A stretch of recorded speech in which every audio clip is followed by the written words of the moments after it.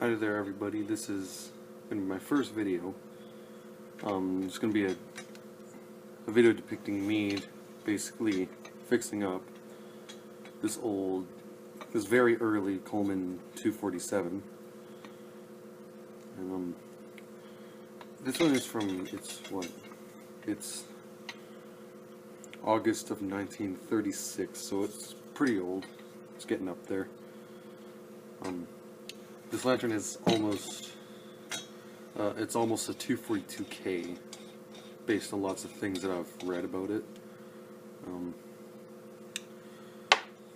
Well, someone painted over it, I don't know who did that, but first thing I think is, the underneath of this ventilator is enameled green, whereas most of them, they're actually like, I'm pretty sure it's black, if I remember correctly. Yeah, it's enameled black underneath. This one is enameled green. Kind of hard to see because there's so much soot on it. Someone must not have preheated it enough.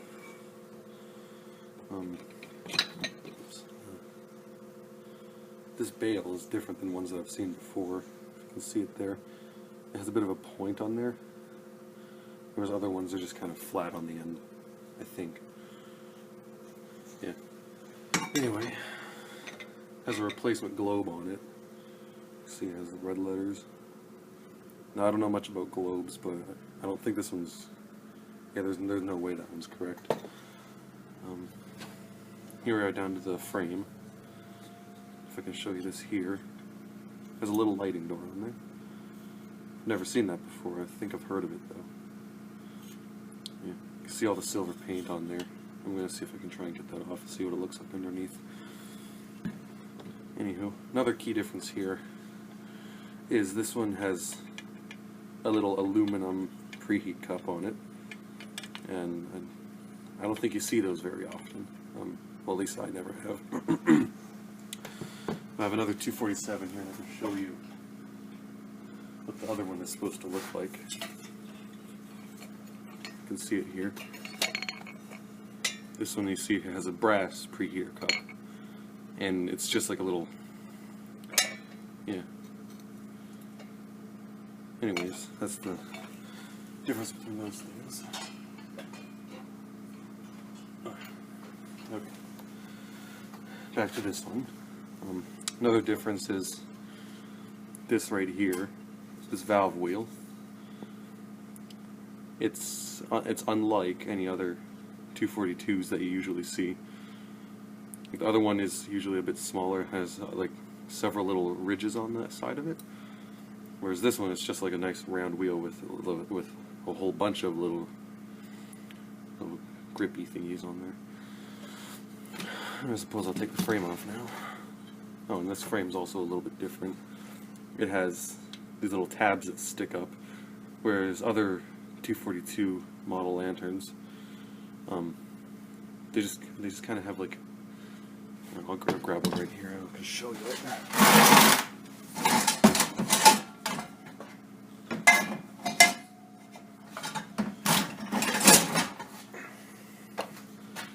Well, here, just showing it to you will be better than me explaining it.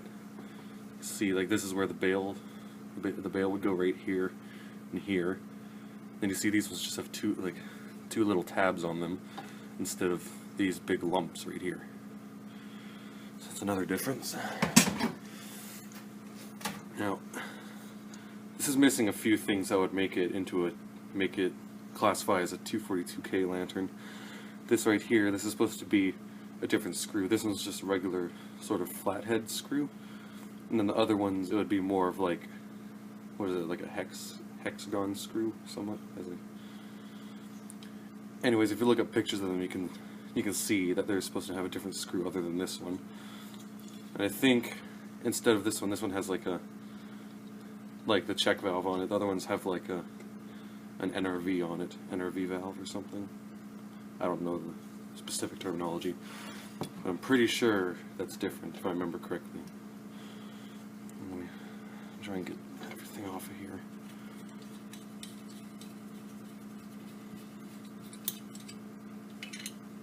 I don't know if this little hex nut is original, but it does the job.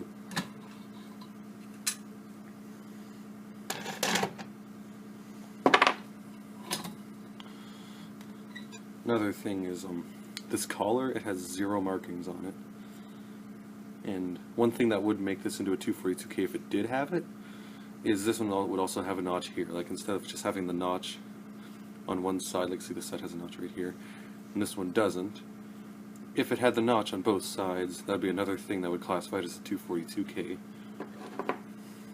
Like these are made during the era of where you could get a 242K, but it was like it's sort of a transitional period. This would also be like a little wheel maybe, but people also have 242Ks where it's just a lever, I believe. Anyways, that's that. I suppose I'll take the generator off right now.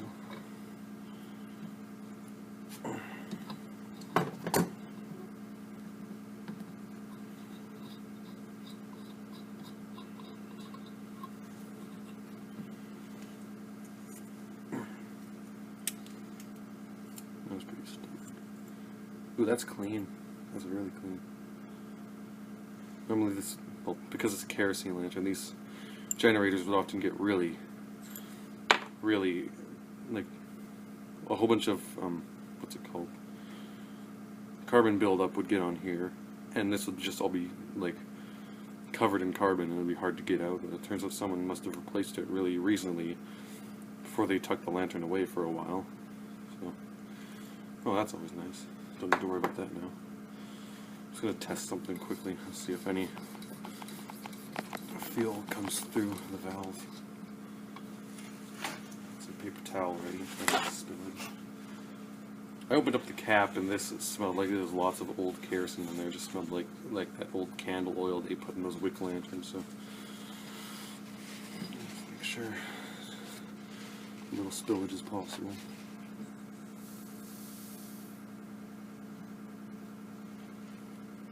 And you can smell it already. Is there any pressure? There must be not that much fuel left. I'm scared to look in here. I don't like rust in fans. It's just a hassle. But I guess it's something I have to deal with, so I'll have to take the valve assembly out. Usually if these things are really tough to get off, you can just, well, before I dump kerosene all over myself, what you can do is you can just put it upside down into a vise, and then you grab the fount and twist it off like that. So I don't know if I'll have to do that, but I guess we'll find out. Apparently not. So there we go. That's different. I've never seen a hex nut like this on here, where you screw the base down. I've never seen a hex nut like that. I don't know if it was been replaced or what. I'll have to figure that out. There's the valve assembly for you. Unlike other instant lighting lanterns, this just has a straight fuel pickup tube. Whereas if it were instant lighting like a 242B, it would have the fuel and air tube pickup system where it gives like a fuel and air mix to light the lantern instead of just straight fuel, which would cause a big flare-up. Anyways, I'll wipe that off. Alright, let's have a peek in the fount.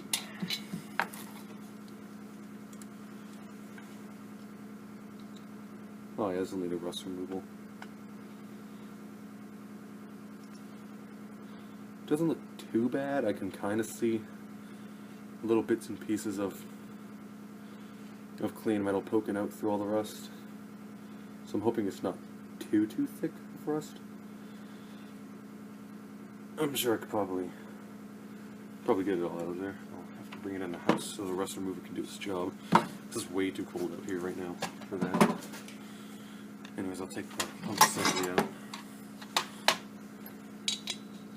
Actually, this pump assembly was making weird gurgly noises. I hope the check valve hasn't gone or something. Never had to replace a check valve, so. Anyways.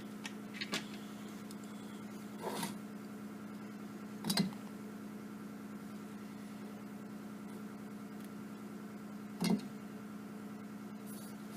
don't know where you can see it.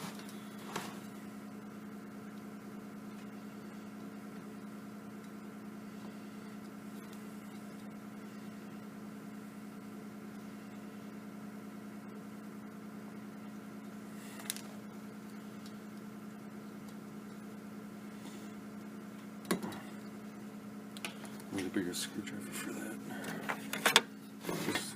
It's just stuck in pretty tough.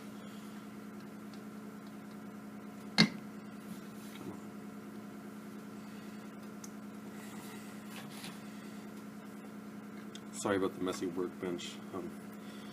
Really need to clean it up sometime.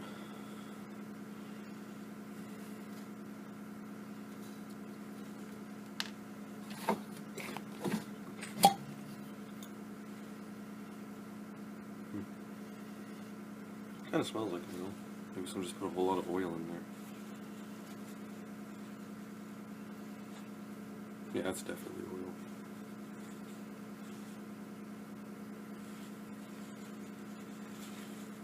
Someone must have over-oiled the pump cup. There's a bug. Everything's there though, so I'm happy. I've got a little bit of work done off camera. So if you remember before, this was painted in a really silvery paint, and I've taken most of it off, and it's really clean underneath. I don't know why they would paint it. Hope it's nothing bad for the reason why they painted it, but I mean, it looks fine to me, so I'm not going to worry too much about it. As I'm going through this, I noticed that there's lots of like little subtle differences, like that I've never would have thought to have even looked for before. But like this has the casting right here is stamped 3000 or 3000, and I've never really seen that before. I don't think. Anyways, interesting things. Here's a lighting door if you haven't seen it before. You know, this would go like this on the lantern, and then you can just pull it open. I would assume you'd put like maybe a torch in there. I'm not 100% sure on that. I would need to fact check that, but I think it's pretty neat anyhow. Anyways, so what else did I get done here? Oh yeah, I polished the fount, and it looks a lot shinier than before. You know, another thing I noticed is the stamping on the thing isn't completely on center, so I don't know if that's normal or just something that commonly occurred or what. It's bad lighting, I'm sorry. And if you can see that right there, see it in the reflection. Anyways, that's that, and this polished up a lot better than I thought it would, which is doesn't usually work that way for me. Usually, it looks really bad. But yeah, I'm happy with the results of the polishing. I can still use a little bit of work, but it's good enough for me. So I'm not going to worry about it. Anyways. So, my rust remover's over there in the bucket, and it's frozen. It's the middle of winter here. It's actually, Christmas Day was only 2 days ago, which is when I got this, anyhow. I'm just going to resume on cleaning everything up. So, actually I'm going to start on this fuel cap because it's a little bit grimy looking. So your screwdriver. Where are you, screwdriver? Alright, I'll get this off of here.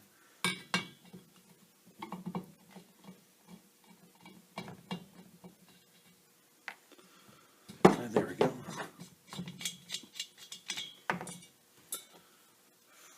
As you can see, this has an old 3-piece cap.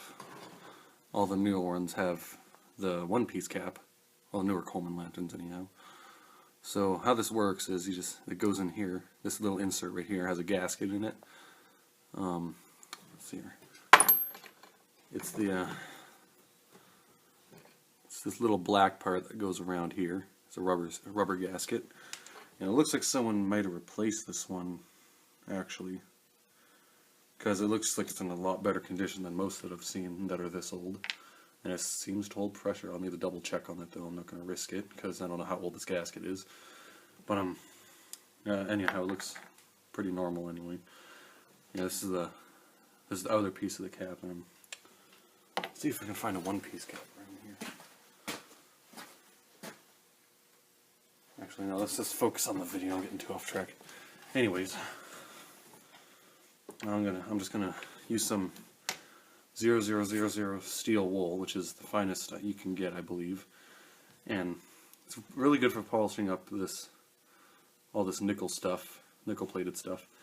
And You can also use it on the founts, but don't get too aggressive with it because it will take the nickel off eventually, so just use it in moderation and don't take the nickel off because you'll end up with a brass fount. Anyways, I just use it very lightly in little strokes so you don't get carried away. And look, it's already looking nicer. So, a better idea would have been to start with some polish first. Alright, that's frozen. Everything's frozen in here, it's not very nice. So in the summer everything will be easier. Anyway, a better bet would have been to start with some polish first to go the... It's a better bet because, again, you don't want to take very much nickel off, but you get about the same result either way.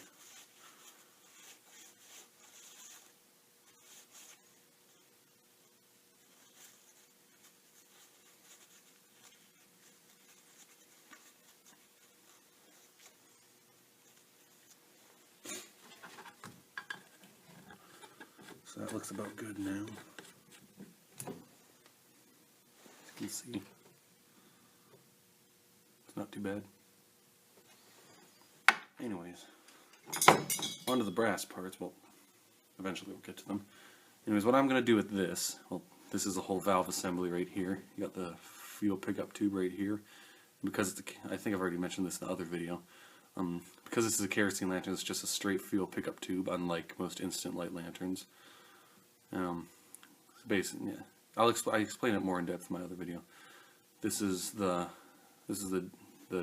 call it the tip cleaner because there's like a little eccentric block right here, and then basically it hooks onto this little wire that goes up through here, and then it has an even smaller wire right up on the top, and right there's a little orifice where the gas comes out when you're, and basically this, like, because it's a kerosene lantern, it has a straight fuel pickup tube. This generator right here has to be preheated, so this preheat cup would go right here. You would fill this with alcohol, or I forget the name of the other thing they can use, but most of the time, well, I use alcohol anyway, like isopropyl alcohol, like this bottle right here. As you can see, it's 91%, I believe. Anyway, you fill this up with alcohol right here, and once the alcohol is almost completely burned off, you crack open the valve, and it lets the fuel go up in there. Because this generator is already hot, it vaporizes the kerosene, and then it comes out as like it's superheated gas. And that's basically the gist of how it works. Anyways, let me take the generator off here. I could go on for lanterns for days. You guys are in for a lot of talk in these next episodes. Anyways, so this generator was already very clean, as I think I mentioned that in another video as well. I just keep repeating myself. Anyway, here's that wire. I don't know. Let me get a white background here. I don't know if you can see that super tiny little wire on the top. Might be kind of blurry. I'm sorry, my lens is really bad. Anyway, I don't know if you can see it, but there's a little wire right on the top there, and that's what goes to the fuel orifice. Anyways, these wires right here, this big coil, it helps with the vaporization of the fuel in the generator. Yeah. Blah. Okay. I'm gonna stop talking. Anyway. Now back to the valve assembly now. Anyways, what I like to do to clean brass parts is I just put in like a tub of vinegar for like 10 or 15 minutes. And that's usually enough to get all this dark grime off, you know, all that gunk.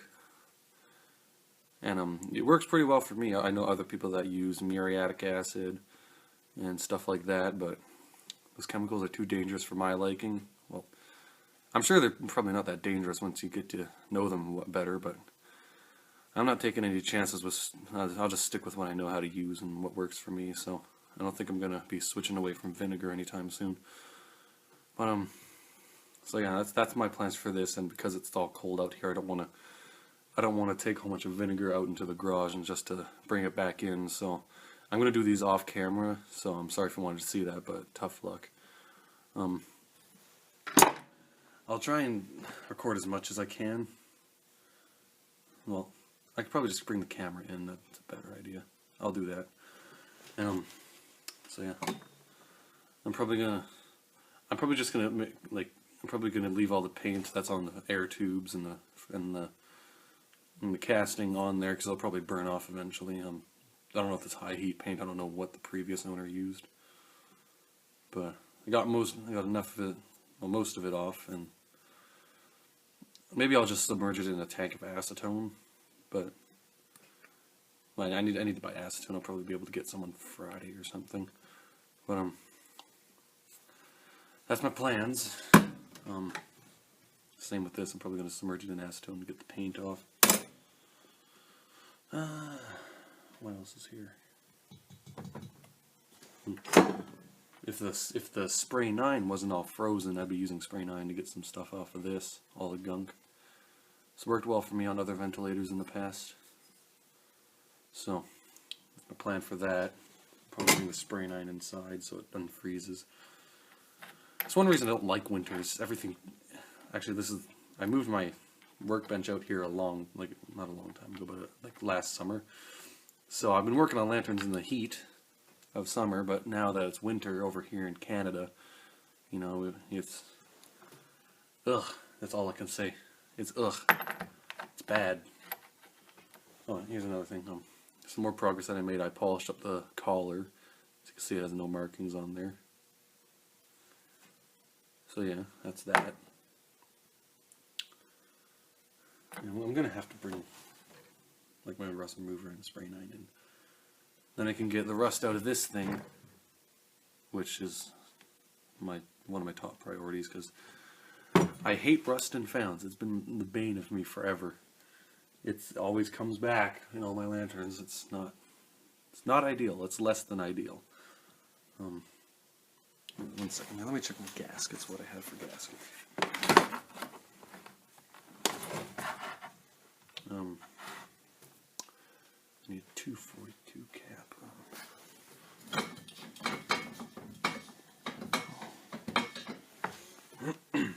So what I'm doing right now is I'm just looking for whatever gasket I can use for a 242 sized cap. Probably used all of them up by now. I've amassed about 40 lanterns or so, 30 or 40 in my collection. So as you can imagine, probably about 90% of those are going to get a new O-ring for the fuel cap. So that adds up to a lot of O-rings and a lot of, yeah. That's all I can say. That adds up to a lot of O-rings. So this right here, see, there's two sets of O-rings missing. This one's for the standard sized cap, and this one's for the 242 sized cap. They're all gone. So I have to use whatever I can manage to squeeze into the gasket insert. These are, I'm pretty sure, well, these are fuel resistant, by the way, so I'm not using some sort of gasket that's going to melt away with the fuel. So, because last time I checked, bad seals on gaskets mean bad. Bad stuff happens. Lots of bad stuff. Big bad stuff that I don't want happening to me. So.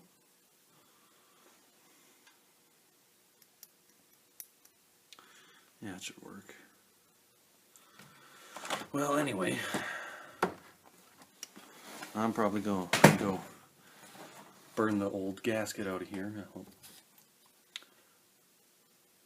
on. I'm just going to quickly check if this... No, that's... I'm going to go with better safe than sorry. I'm going to go burn out the old gasket and put a new O-ring in. Because you don't really want to take chances with burns, you know, because if somehow there's like a fuel leak in here, you know, fire in a gas tank also means bad most of the time. So there we go. Okay, well, oh, I totally just used the wrong cap. Oh my gosh. Okay.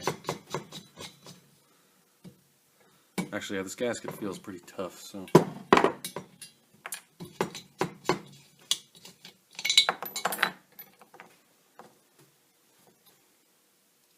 I'm going to put this back with the other 242. Well, not 242, but 247. No, it is a 242. Okay.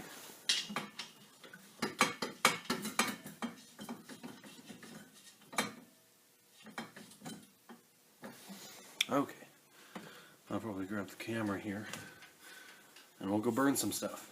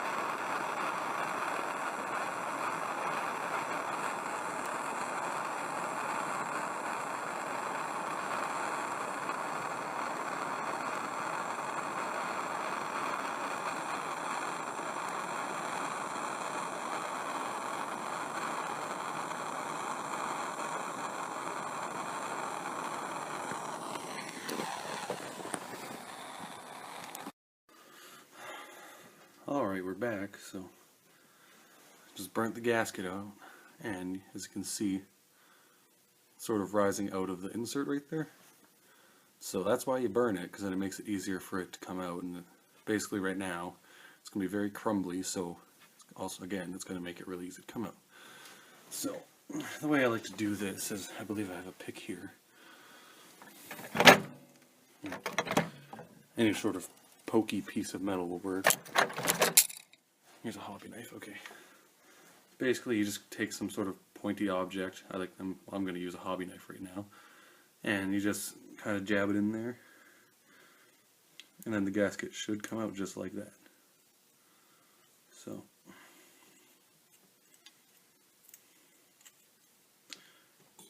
There, that took me about a maximum of 5 seconds. And I can see the gasket's out of there. And it was kind of hollow in there. So.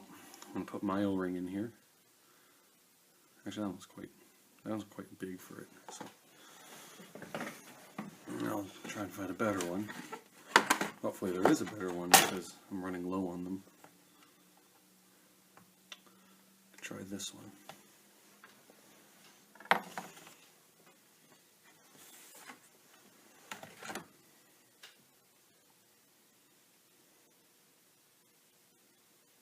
I don't think so. I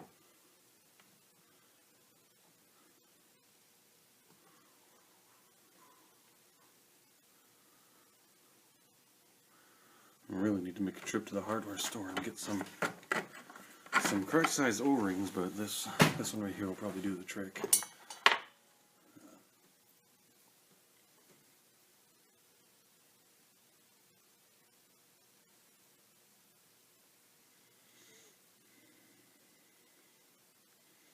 So what I'm doing here is I'm just kind of pushing the O-ring into there where the gasket should be, so that looks about right. So you have to give her a test and see if it fits right.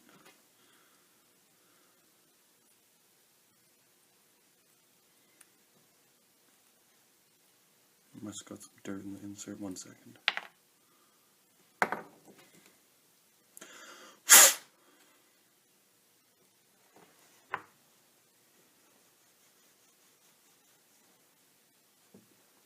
Let's try that now.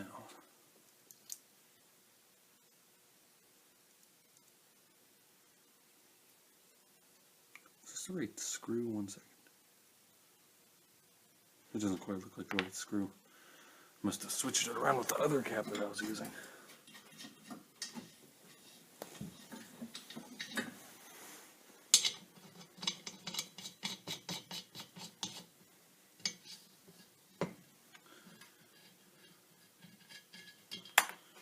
There we go.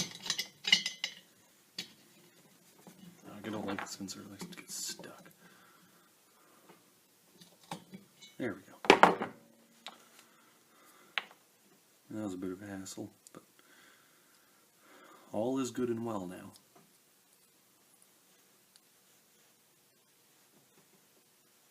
There we go. And the cap fits nice and snugly in there. Just tighten up the screw now. I think it needs to be tightened down more.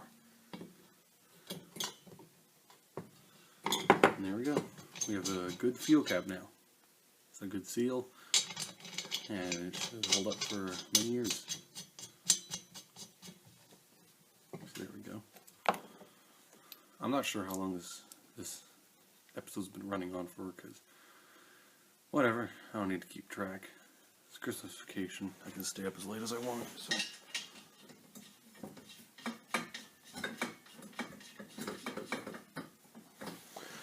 Okay, there. Now what? Let me think here.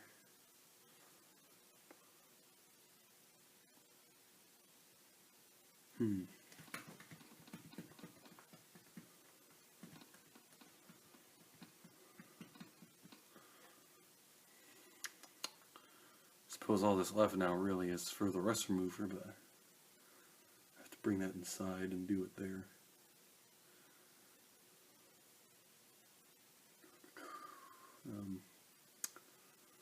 The globe's all nice and clean. That was nice.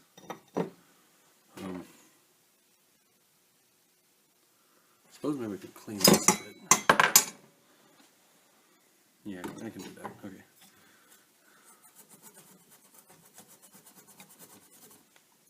So again, all I'm using is little bits of steel wool. This 0000 steel wool, which is the finest you can buy. I believe. I'm not 100% sure on that, but it's the finest I could find. You know. So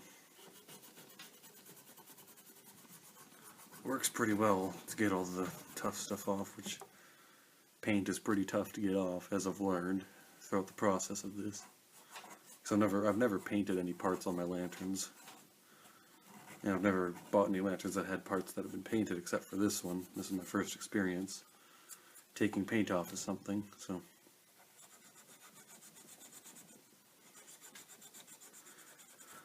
It's not the most awesome experience, because it's quite tedious. But I want this lantern to look fairly nice. I'm not usually one to clean up lanterns super well, but I think this one's pretty hard to find, if I remember correctly of my research that I did. So, want it to look nicer than all my others.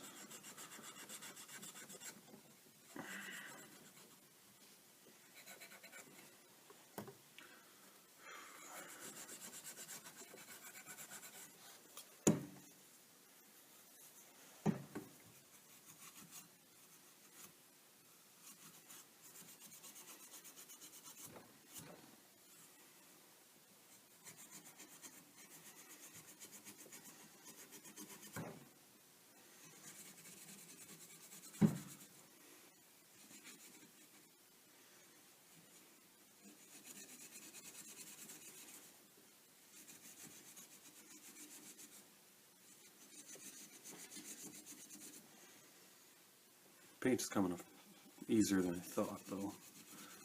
Probably because I kind of dumped a whole bunch of acetone onto the top of it, so probably weakened the paint. So at least it's not being too difficult. So that's good.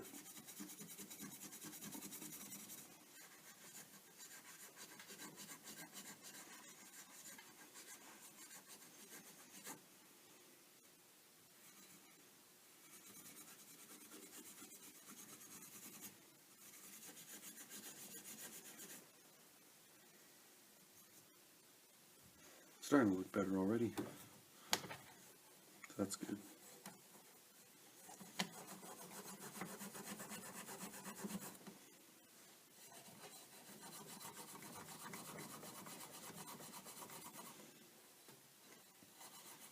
Well, in the meantime, while I'm doing this, I can give you some background on basically how I started collecting and such. So the way this descent into madness occurred, here's a little bit I should probably tell you this first.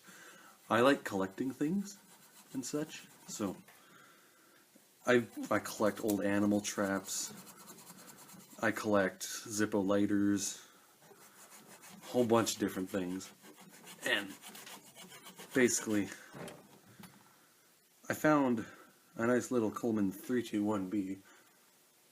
in an antique store, which it's not very antique, it's from the 70s. Maybe it could be classified as one, but I don't know. Depends on the buyer. But so I found one of those in an antique store with little carrying case, funnel, mantles, everything. Had everything with it, and it was in decent shape. So, and I always liked whenever I went camping, and I saw my dad lighting up his lantern there, tying on new mantles.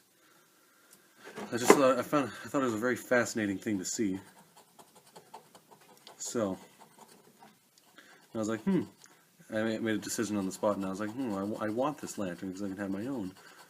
And so yeah, and basically my mom drives bus, so, and she happened to be in a town that that's like an hour away from here. That's where the lantern was, in the antique store, and she couldn't really bring it back on the bus because I think it probably would have wouldn't fly with the rules that she has to abide by for being a bus driver. So it sat there for a little while until it came back like a week later, and I had the money with me, and we took our car so we could actually take it home. So I bought it, and that's where it all began. I was like, I like lanterns, maybe I'll start collecting them. So I did a whole bunch of research on them. Excuse me. Anyway, so I did a whole bunch of research on them, found out there's a whole lot more lanterns than the one that I just bought. So after that, I was stuck with, I only had the 1B lantern. Oh, and my dad also had an old Canadian Seafoam 236 over in the garage, which is where I am now. And I was like, that'll be fun. So he also had another 1949 nickel found 236 and a nickel found Model 200. And so yeah, I tried to fix all of them up, and I didn't know how to fix all the rust in the found at that time, so I was only able, and the Seafoam 236 didn't have very much rust in the fount, so I was like, I could start that one up without any problems, because, I knew that rust in the tank was bad. You don't want dirty fuel and stuff. So, we tried to start that one up, and what I didn't know is that the little graphite packing that's in here, right here, had essentially failed on the 236. So we ended up with a big fireball, which was not fun, and got my heart going, So that was the thing. And then I found, I was like, the packing must have went, so it sat without I think I took the whole valve assembly from the other 236 and mounted it on that one. And then, yeah, we had a working lantern after that, so that was good. Anyways, that was a thing. Then after a while, I finally got the packing for the Seafoam 236, and I was able to have its normal valve assembly back. So,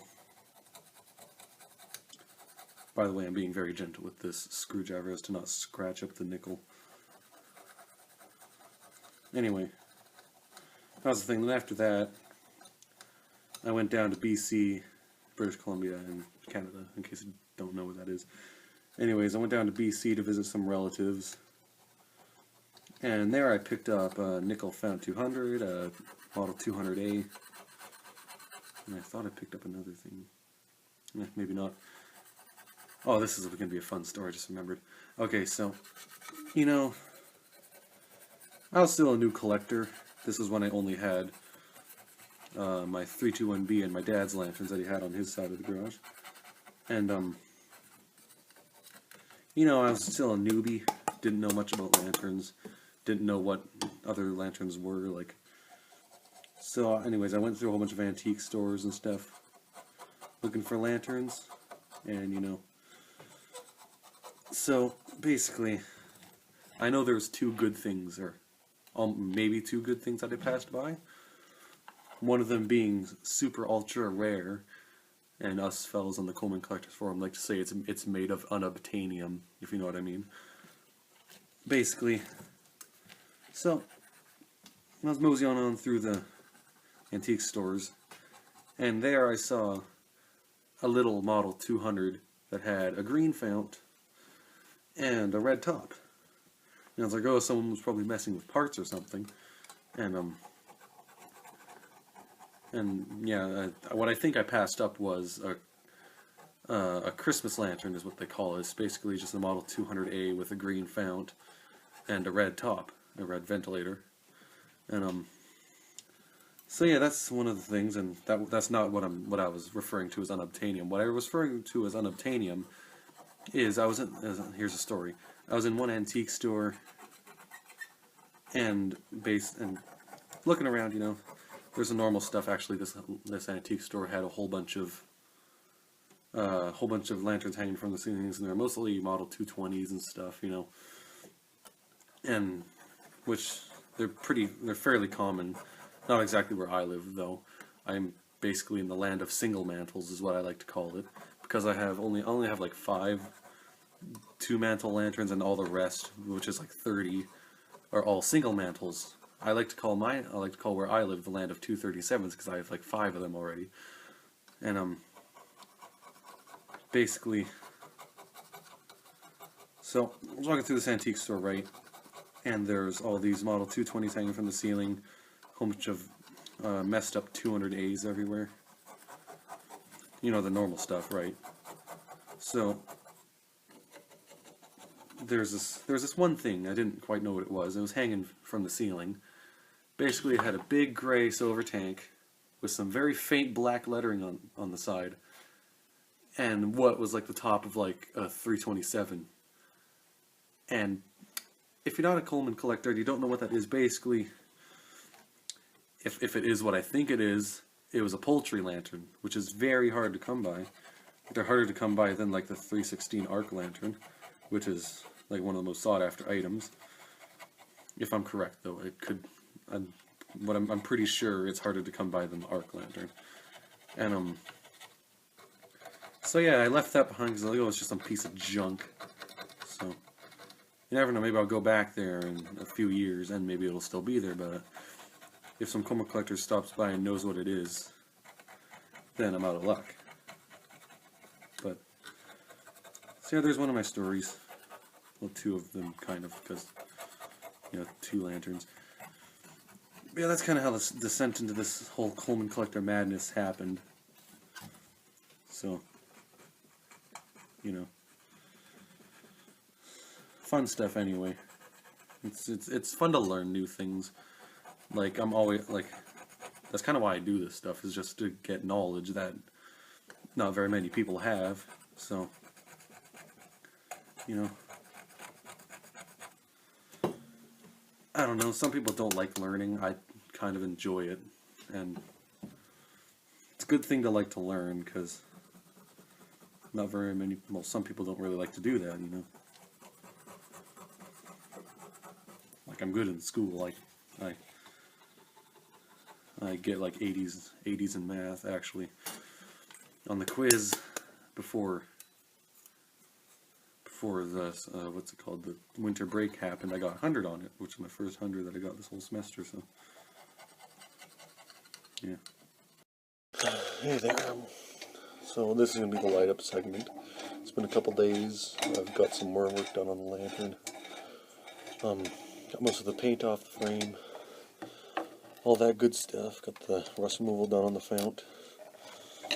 So it's really cold out, so I'm going to try and get this done quickly. So what I'm doing now is I'm taking off all this stuff, like all the globe and everything, so I can light the alcohol, because this alcohol doesn't like to light when it's cold, so it's always a pain to start. So there I just filled the preheater cup only about halfway, because I'm about all it needs. But like, say if you have a kerosene lantern and you want to light it, if you want to be safe, fill the cup all the way. So just lit the match. I'm going to try and light the alcohol now.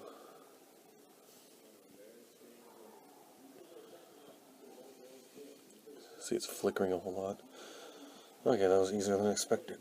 So now the alcohol's going, and what that's going to do is it's going to preheat the generator, which you have to do that with kerosene lanterns, because if you try and light them without preheating the generator, you're just going to get a big sooty fireball, which is less than adequate. So, it's an important note. Sorry if the camera quality is bad. In case you didn't know, I'm using an iPad 2, which is really outdated for the times right now, so sorry about the bad, horrible, disgusting quality. So you just have to bear with me on that one. Man, it is cold out.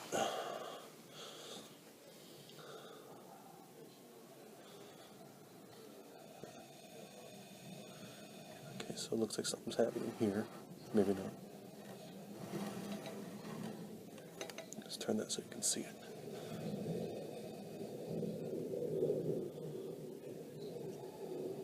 So if you, sorry, that sounds like there's an airplane going by. Okay, so what's happening there is there's excess kerosene in the generator. So that's just burning off because the generator is just getting preheated now.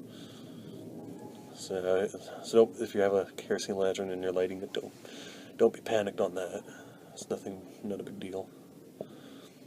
One thing, I don't know if this also applies to this, I'm pretty sure it does, but when you're preheating a kerosene lantern, make sure, I don't know if you can see it, but where my finger's pointing, but right there, this tip cleaner, this little lever right here, I don't know if you can see it, but you can flip it up and down like that. And what that does is like a little tiny hole at the top of the generator, and that cleans out any dirt or debris that might have gotten in there. But when you're lighting it, make sure that it is pointing downwards. I'm sorry, it's really bright, but make sure it's pointing downwards, because there have been cases where people at like 237 or something, which is like the 247's big brother, there's been incidences where they've been preheating that and the generator explodes, which is not good, because that's bad stuff happens. So it looks like it's almost ready to light here. The alcohol's almost completely burned off. So what you want to do when you light this is make sure so when the alcohol's just about to go out, you want to crack open the knob just a little bit, and then your lantern should be going. So just wait here a couple seconds. Maybe right about now.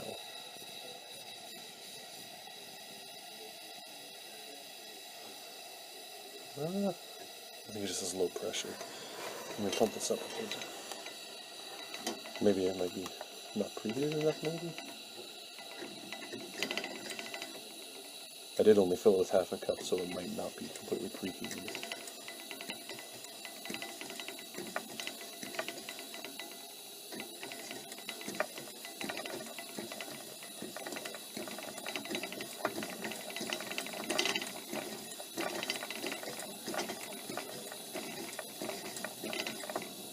Alright, looks like it's going good now.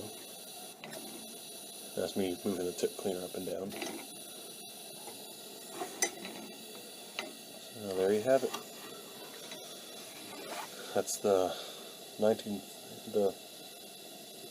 believe it's August of 1936, Coleman, very early Coleman 247 lantern. It's a cute little lantern, I like it. Cleaned it very nicely, didn't give me too much of a hassle. That's what I enjoy doing. I like fixing them up and getting them running again. And I did just get one of those gasoline blow torches that you always see in the antique stores yesterday. So if you want to see a video on that, leave a like and tell me in the comments if you'd like to see the video of the blowtorch in one of my next videos. So, thanks for watching.